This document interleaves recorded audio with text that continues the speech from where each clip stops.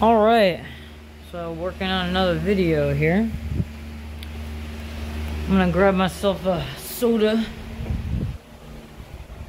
and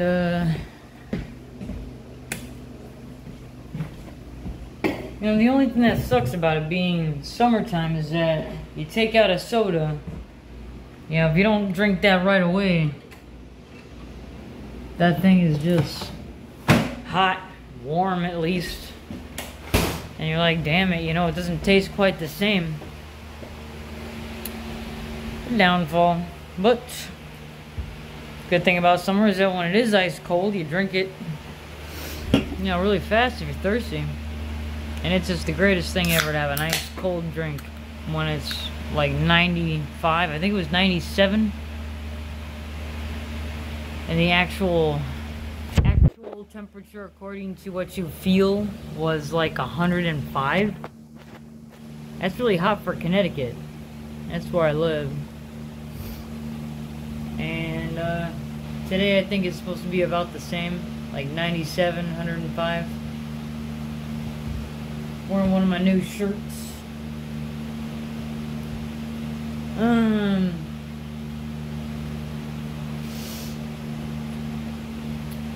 So I'm trying to upload this video, and it's a video about my military past, and for some reason I've tried to upload it like 3 different times and it doesn't seem to be working.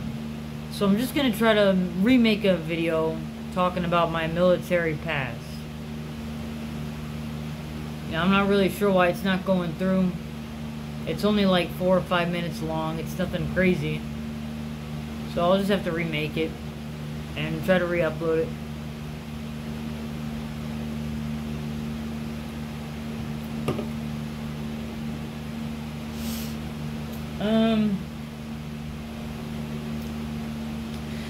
So far so good. This tablet seems to be uploading videos, in roughly 25 to 45 minutes each.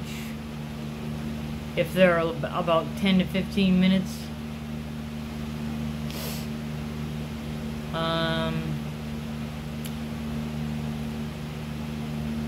It's definitely faster than my other tech devices, like my drawing tablet. I mean, it's half the speed of this new tablet, so it clearly doesn't upload as fast.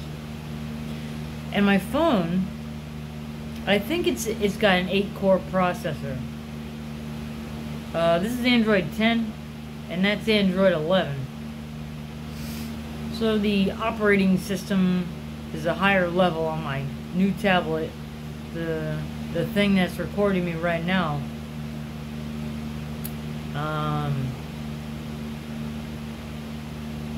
It takes longer to upload on my phone, upload a video from my phone to YouTube than it does the tablet. So it was a good idea to get it. It's significantly faster than both of them. I'm probably going to use this new tablet as my main video, YouTube video maker or creator. And I think pretty soon I'm going to get into editing the videos, making them look kind of cool or different. Lately I've been really into the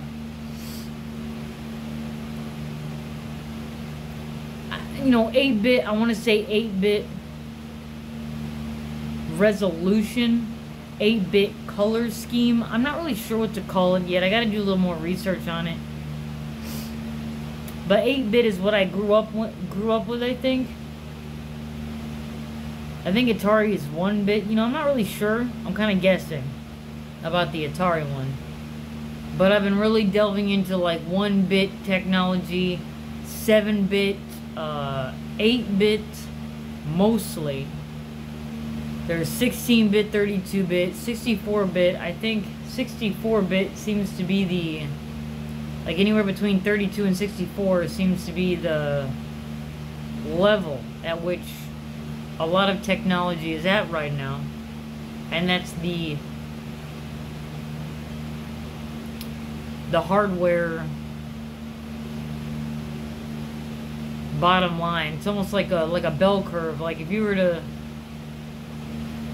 take a look at like how good you could have it, you know, I don't really know how high of a bit, I haven't looked that up yet, how high of a bit you can get, but probably higher than 64 is what I'm guessing.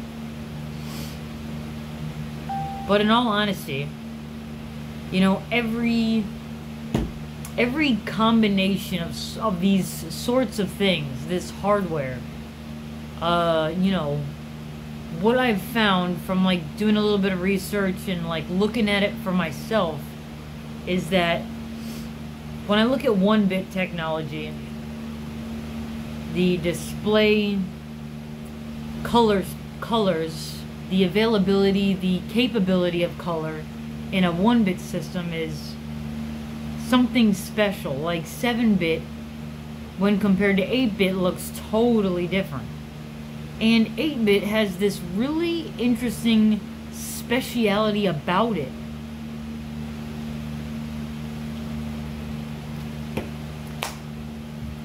It's like,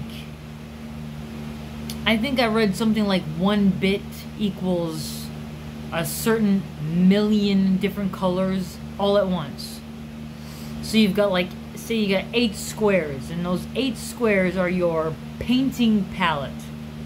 And instead of, you know, I'm not really sure what you would call these blocks, these squares of color on your palette, when you're talking about 8-bit and every square being, you know, millions of colors all in one. So would you call that red if there's like red, orange, yellow, green, blue, you know, variants, lots of variants of blue, lots of variants of red. And the cool thing about 8-bit is what I've found so far is it has the ability, when you put those 8 together, they contrast and coordinate in a way that looks unreal. Very unreal. The contrast is so sharp and vivid and colorful, somewhat close to like neon. Somewhat close to like some of the best TVs you can get now, which is like QLED or, yeah, I don't really know exactly, but that's what it's based upon. Are these like old video games where there was like bright, you know, volcanic neon orange next to, you know, some sort of neon purple, and like that's purple. Purple isn't actually like the primary basic spectrum purple. It's like purple in your face, straight up 80s, early 80s, 90s, like really, really contrasting colors that you like can't find in nature, and you probably can, to be honest with you, somewhere, some fish, somewhere down way deep in the ocean we haven't found yet. But it's some of the coolest color combinations I can find is from an 8-bit. So, you know, I think, I'm not really sure what the tablet's hardware is. I'm gonna have to check that, and I'll get back to you on it. But I know that this one, my drawing tablet, has its bottom line is 64-bit.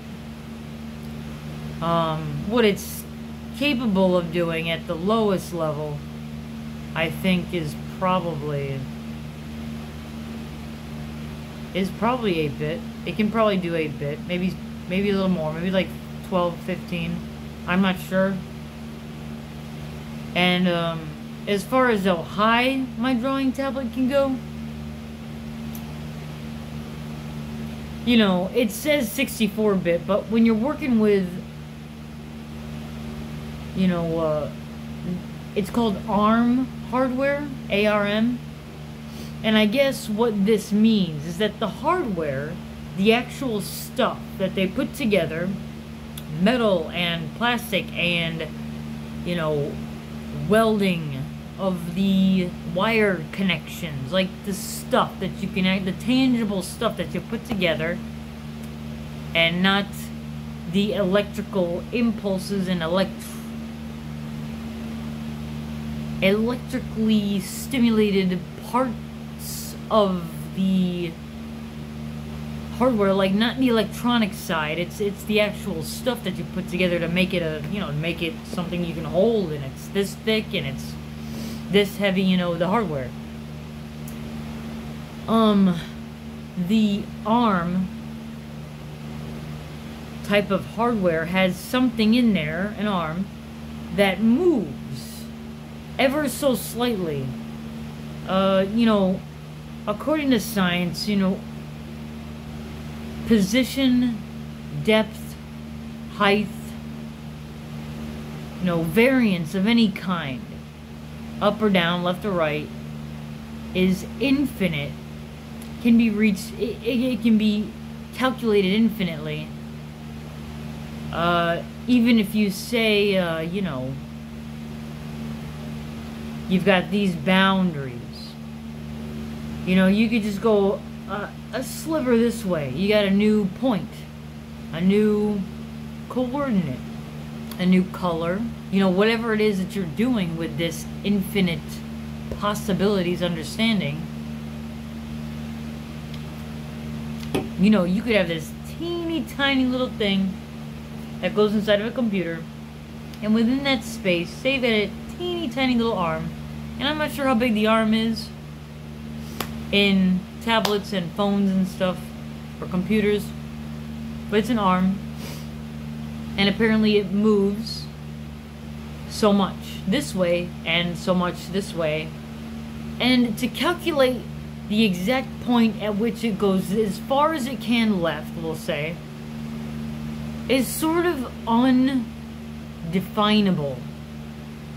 Because much like anything that we have built in the past, in the present, in the future possibilities, whatever you make it out of, if it's just a smidge higher in temperature, maybe it will go even further left this time. You know, the combinations of electrical stimuli and just the hardware moving around on its own, the temperature outside, the temperature of your hands, the temperature of the CPU working really hard, could change these variants. It's just an amount of variance that's just it's incredible how many variants you can get. It's undefined, it's astronomical, it's infinite. You know, I guess in all technicalities, you could say the very first computer ever made could do what ours, you know, computers are doing now.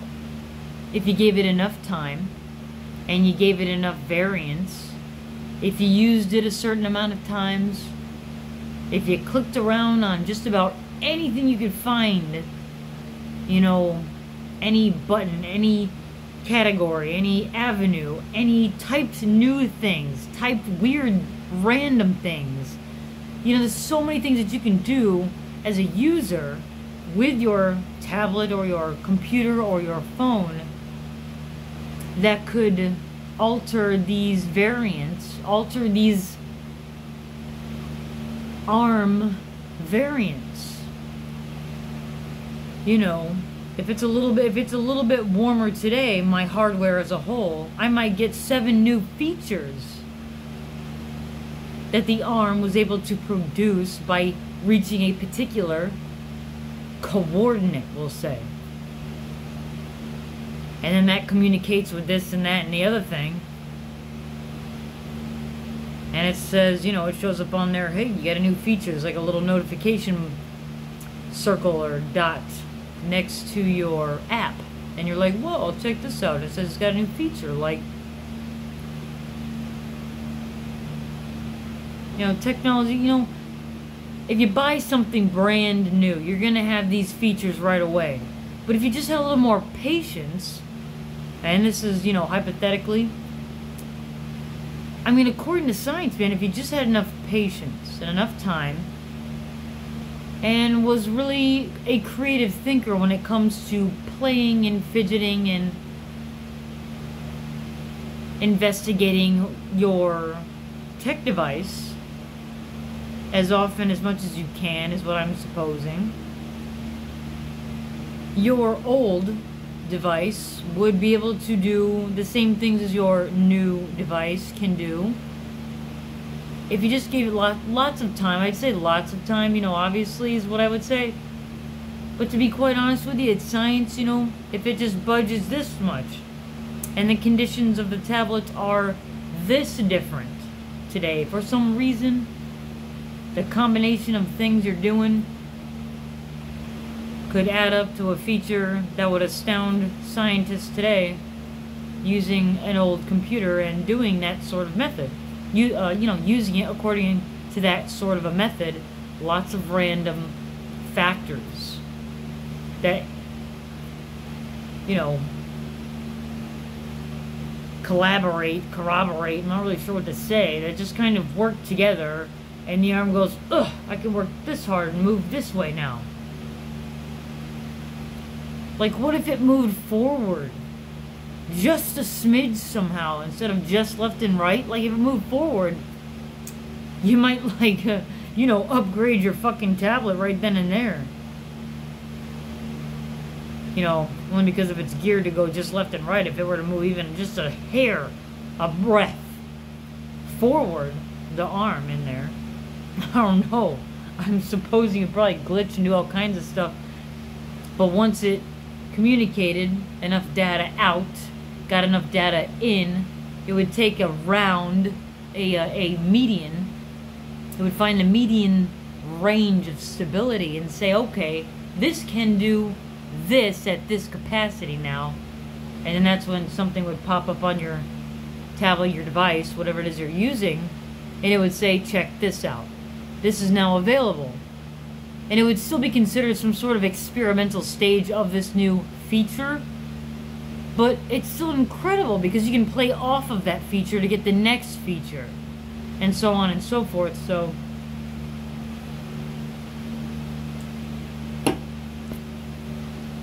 you know, in short, what I'm saying is that my tablet's doing pretty good so far, and it is an Android 11 as opposed to my other devices, which is Android 10. And I can see a difference. Like, I obviously see a difference in the level of operating, of this operating system, Android. But it's not so huge that it's like, this will never reach that sort of capability. It's you know, it's really interesting. I'm looking forward to see how much I can get out of my drawing tablet, because since I've gotten it, you know, it was released in, you know, this Android 10 specific tablet was released January 5th of 2021, and I've seen it make upgrades and have more features, like enough for me to say, wow, that's a really good, you know, combination of pieces to put together as the hardware. Like, however it was built very well, because it's upgraded and updated and so many features now that weren't there before. You know, I've watched it upgrade before my very eyes while I was just fiddling with it for hours. You know, my photo editor is totally different. You know, same thing with my phone.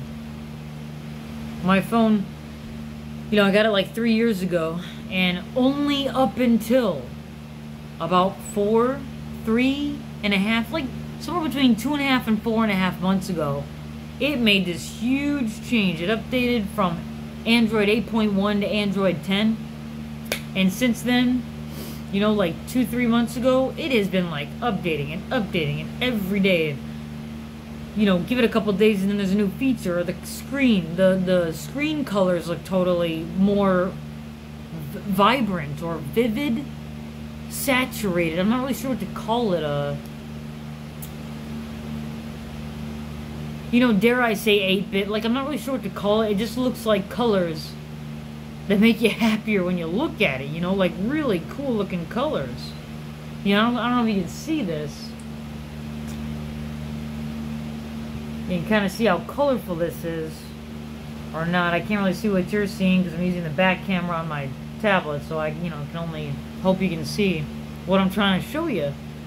Really, really vivid, you know, just outstanding contrast within these colors when placed together, when they're apart, you know, but the color coordination of the system itself seems to put this color with this color, and it somehow looks normal, you know, and they're outrageous colors, like, obviously. It somehow still looks normal, but it's also somehow looks abnormal in a way where you go, geez, you know, that's some high quality tech you got there. Like, you know, I'm not sure why we never noticed this when 8-bit was actually the thing. But now looking back at it, you know, given what we have now, you look at 8-bit and you go, geez, man. Like, that's some really, you know, high-tech stuff.